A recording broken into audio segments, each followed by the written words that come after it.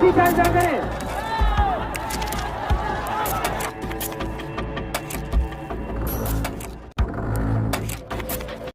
उस वक्त अचानक क्या हुआ जब राहुल गांधी और प्रियंका गांधी घायल छात्रों और प्रदर्शनकारियों से मिलने के लिए पहुंच गए और ठीक उसी वक्त पर जेपी नड्डा भी पहुंचे। तो राहुल गांधी ने आखिर जेपी नड्डा और पुलिस कर्मियों को किस तौर पर लताड़ा, लेकिन इस बीच में क्या एक बार फिर से पार्लियामेंट की तरफ मार्च निकल रहा है? आखिर किसानों ने किस तौर पर इस आंदोलन को सपोर्ट कर दिया और दिल्ली की तरफ कूच कर चुके हैं, दिल्ली की बॉर्डर पर पहुंच चुके हैं। विस्तार से एक एक करके दोस्तों आपके सामने सब कुछ बताते हैं। अगले चंद मिनट मेरे साथ में जरूर रहें।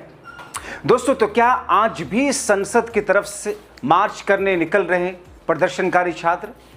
क्या अब जाकर राहुल पूरी तरीके से छात्रों के सपोर्ट में उतर आए? प्रियंका सोनम वांगचुक से मिल रही हैं।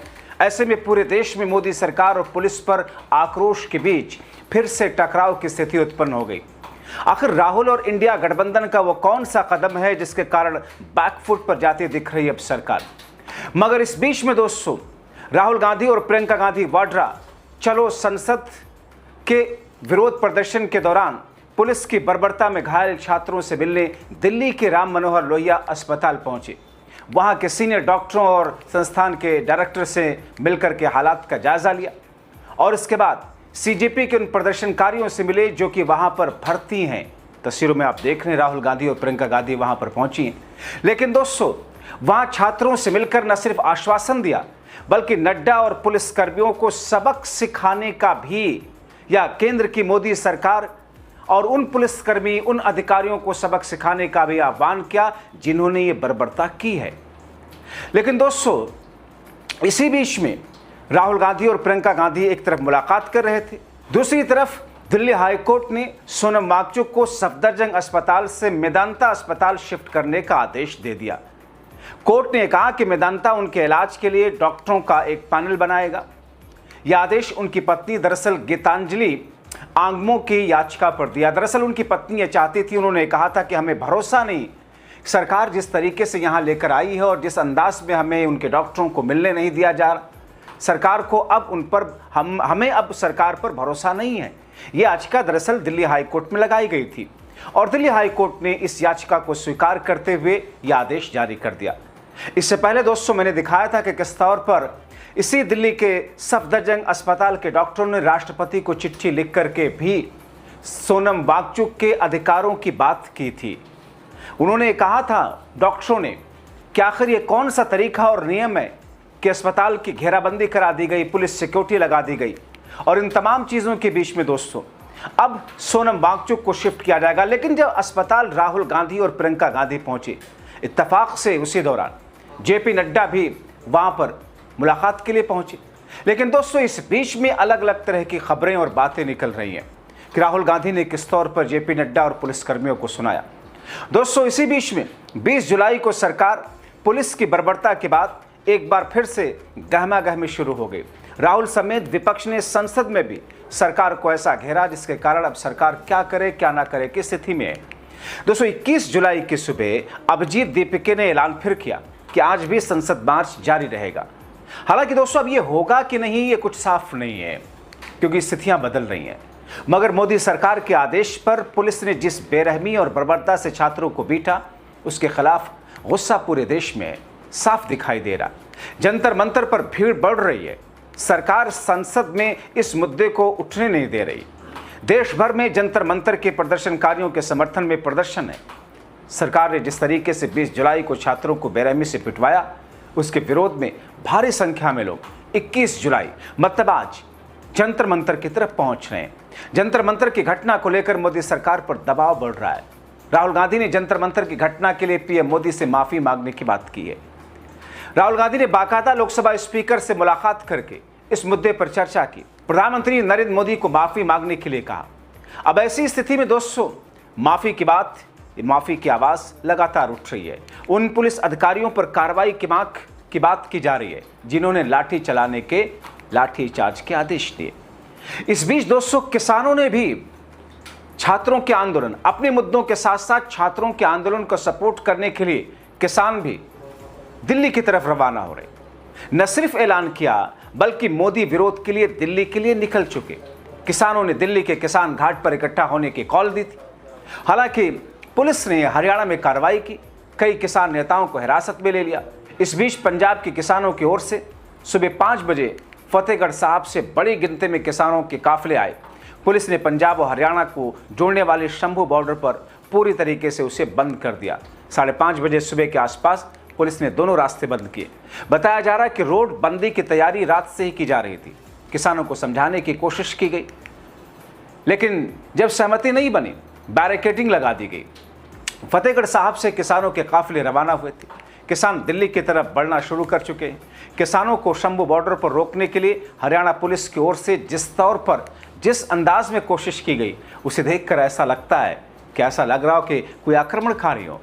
किसान नेता सरवन सिंह पंधेर ने कहा कि हमें सूचना मिल रही है कि जिस तरीके से पुलिस प्रदर्शनकारियों के साथ बर्बर सलूक की थी 20 जुलाई को, कुछ वैसी ही तैयारी किसान भाइयों के साथ, हमारे साथ वही बर्बरतापूर्वक सलूक करने की तैयारी में पुलिस है। वो कह रहे हैं कि सरकार दमन की नीति अपना रही है।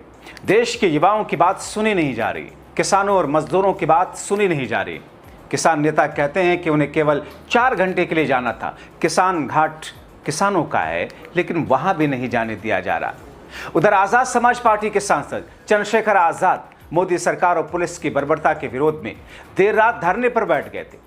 संसद परिसर का वो स्थान चुना जहां संविधान निर्माता बाबा साहब भीमराव अंबेडकर की प्रतिमा लगी थी। चंद्रशेखर आजाद ने अपने सोशल मीडिया एक्स पर लिखा, जुल्म जब भी हद से आगे बढ़ने लगता है, वहीं से बदलाव का सूरज निकलने लगता है।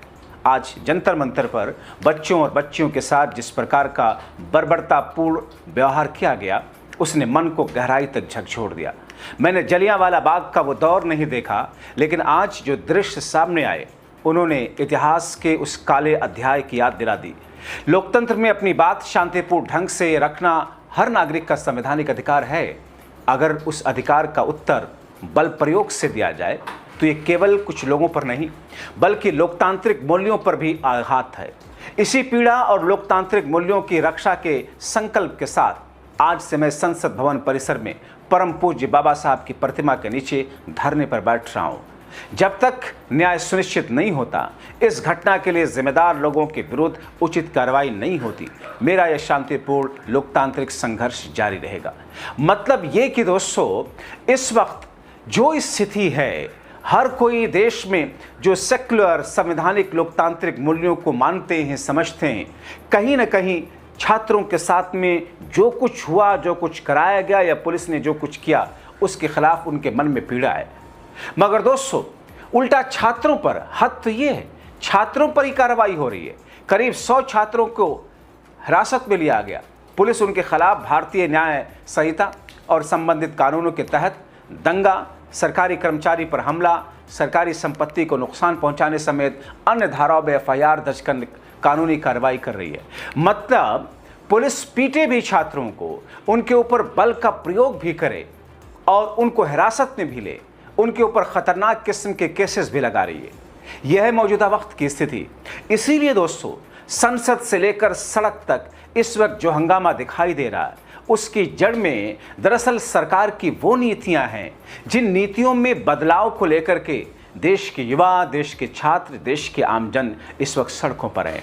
तो क्या अब जबकि राहुल गांधी राम मनोहर लोहिया अस्पताल पहुंच करके प्रदर्शनकारियों से, घायलों से मुलाकात की, और राहुल गांधी ने थोड़ी देर पहले यह भी कहा था कि वो छात्रों के पास में जाएंगे, यानी कि जहां पर छात्र इकट्ठा हैं, जहां पर अनशन है, जहां पर लोग अपनी आवाज़ फिर से उठा रहे हैं, बावजूद इसके कि जंतर मंतर पर उनके साथ में क्या हुआ, मार्च जो संसद की तरफ जा रहा था उस दौरान उनके साथ क्या किया गया, बावजूद इसके अलग अलग जगहों से छात्र डटे हुए हैं, वहां राहुल गांधी भी जाएंगे। लेकिन दोस्तों, एक सवाल है कि जब सरकार ने अपने एक मंत्री, स्वास्थ्य मंत्री JP नड्डा से छात्रों के एक समूह से मुलाकात के लिए एक नई स्कीम तैयार की, तो फिर सवाल ये है, छात्रों के बुलाने की बजाय खुद JP नड्डा उस धरना स्थल पर क्यों नहीं गए, या खुद प्रधानमंत्री उस धरना स्थल पर क्यों नहीं गए?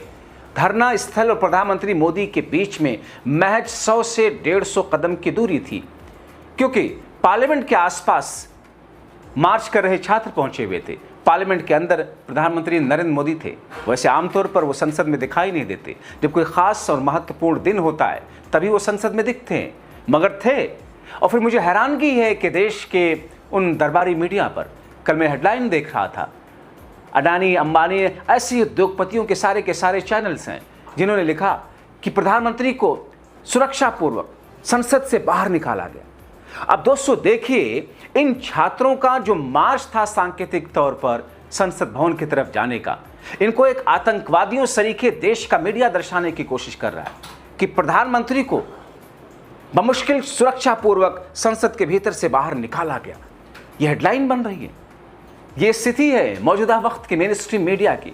अब ऐसी स्थिति में जबकि राहुल गांधी और पूरा इंडिया गठबंधन विपक्षी नेता इस वक्त सत्ता पक्ष से सरकार के सामने बर्बरतापूर्वक सलूक जो छात्रों के साथ निर्दोष निहत्तों के साथ किया गया, उस पर माफ़ी मांगने के साथ साथ ऐसे पुलिस अधिकारियों के खिलाफ कार्रवाई की बात कर रहे हैं। और जो असल मुद्दा है जिसमें धर्मेंद्र प्रधान के खिलाफ में जवाबदेही और जिम्मेदारी तय की जाने की बात है, शिक्षा व्यवस्था को बेहतर करने की बात है, उस मुद्दे के साथ साथ अब इंडिया गठबंधन संसद में इस बात पर अड़ा है कि उस मुद्दे पर चर्चा कराई जाए।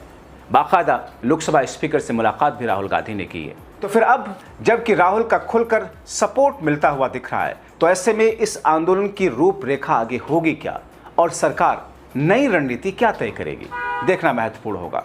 आप क्या सोचते हैं दोस्तों? अपनी राय कमेंट बॉक्स में जरूर लिखें।